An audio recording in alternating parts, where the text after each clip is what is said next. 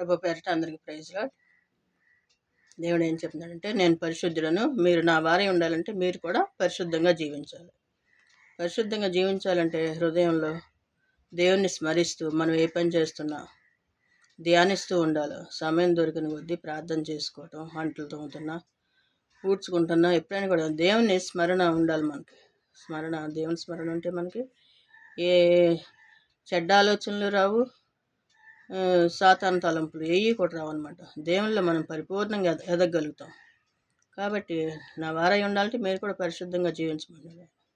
పరిశుద్ధత లేకుండా ఎవడనూ ప్రభువును చూడడు. మనలో పరిశుద్ధత లేకపోతే మనం ప్రభువుని చూడలేం. కాబట్టి మనం పరిశుద్ధంగా జీవించాలి. అనుక్షణము దేవుని స్మరిస్తూ ఆయన పరిశుద్ధ గ్రంథాన్ని ధ్యానిస్తూ చదువుకుంటూ జీవించాలి. మన వంట పనులన్నీ చేస్తున్నప్పుడు చేసుకోవాలి. మిగతా సమయాల్లో బైబిల్ ధ్యానిస్తూ యెహోవా ధర్మశాస్త్రం ఆనందించు దివారాత్రం దాన్ని ధ్యానించేవారు ధన్యులని చెప్తున్నారు. ధన్యకరమైన జీవితం మనకు కావాలంటే ధర్మశాస్త్రాన్ని ధ్యానించాలి. మనం ఆ రీతిగా ఉన్నప్పుడు దేవుడు ఎంతో సంతోషిస్తాడు. దేవునికే మహిమ కలుగును గాక. దేవుని కృప మీ అందరికీ తోడుగా ఉండును గాక. ఆమేన్.